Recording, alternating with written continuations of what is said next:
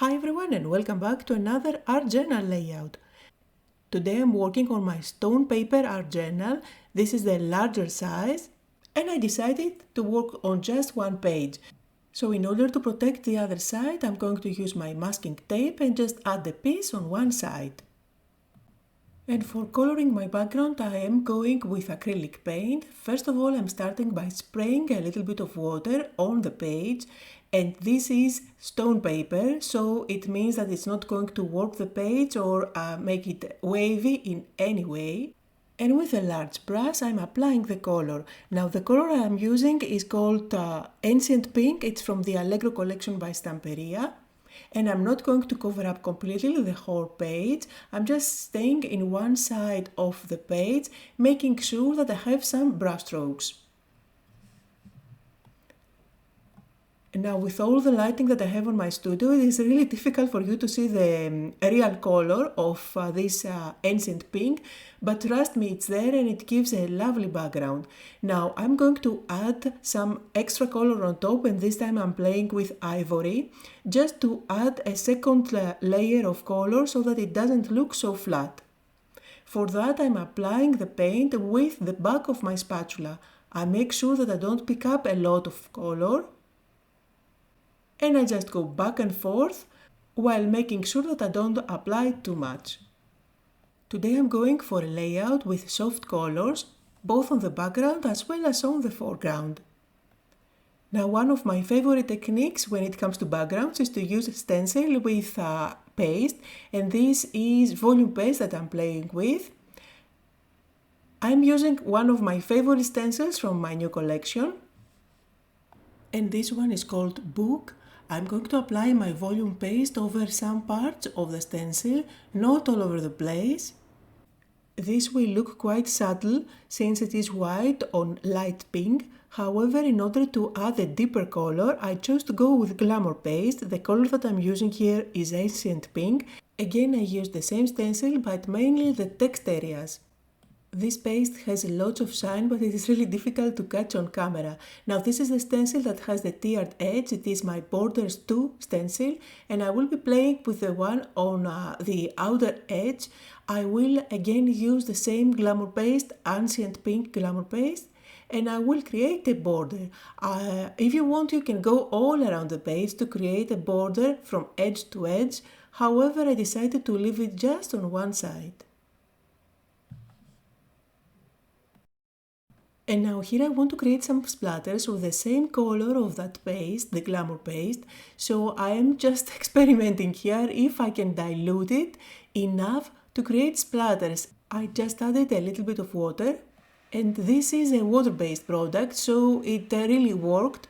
And you can see I'm creating my splatters just fine. And for today I decided to leave my background kind of clean and simple. I'm not going to make it more busy or add any other color or even stamping. So I'm bringing in my Ephemera pack, lots of focal points here, and I'm going for this spread with the teacups. This is the color that I was trying to match with the background. However, no matter which one of the focal points you choose to go with this type of background, it would match beautifully since the colors are so subtle and they match with the collection. Now I want to make it look more fun. I'm going to put my book aside for that paste to dry, and in the meantime I'm going to bring in this girl. This is just a photo of a girl that I found online. I just printed out on photo paper and cut it with my scissors. And the idea is to have her sit inside the cups. So I'm using my craft knife and I'm going to cut along the top cup to create a slit. When you do that with your craft knife, don't press too hard. It's better to go along the line a couple of times, and it is easier this way. So this is how she's going to fit inside, and I think it is adorable. I am going to stick that on top of my art journal. And everything that comes from my Ephemera pack is actually a sticker. However, I don't like to peel it off. I prefer to go with my glue, and that's just because I can avoid adding glue all the way to the edges, so that if I choose to, I can tack beneath a few elements later on, which is something that I'm going to do. Also, the glue that I used is from my own collection. This is the matte glue, and it is perfect because if it goes outside of the elements, it's not going to show because it's matte. Now, bringing in my Rub-Ons, I will cut out a few of those images that I want to play with, and then it's just a simple matter of peeling them off and rubbing them over your project. For doing so, you can use the back of a pencil, you can use the back of your brushes. I go usually with one of my ball tools. I find them really easy to work with. And I will use a bunch of those images to embellish the teacups. I like to have those branches look as if they are coming from inside the cups. And now, as I am embellishing the image with those Rub-Ons, let me let you know that I have put together a list of shops that do have my collection per country. I will leave a link down below. I will leave a link on my blog post. I hope it's helpful. If you find products out of stock, no worries, they will restock, as this is a collection to stay and nothing is going discontinued for now. And now a little bit of life update.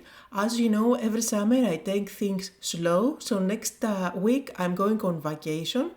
While I will be away, the YouTube channel is not going to die completely. I do have some scheduled videos, so they are going to keep you company. But please keep in mind that if you ask questions, it may take me longer to reply. So here you can see the beauty of using Rub-Ons for your art journals. They go over the images without leaving any white border. They look as if they are part of the project, and that's why I love them so much.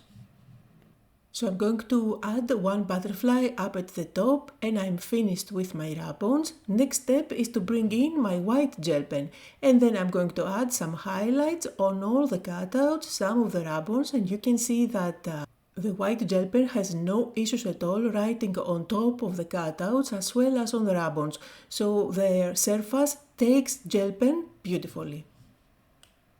And I'm almost done with my layout today. I'm going to add some white splashes all over the place, making sure that they're not going to fall on her face and make her look funny. And I finished it off by sticking my quote, which for today was relax and recharge, which is a must for me since I'm leaving for vacation next week. So that was the project for today. I hope that you had fun, that you got inspired. Thank you all so much for joining me, and I'll see you all next time.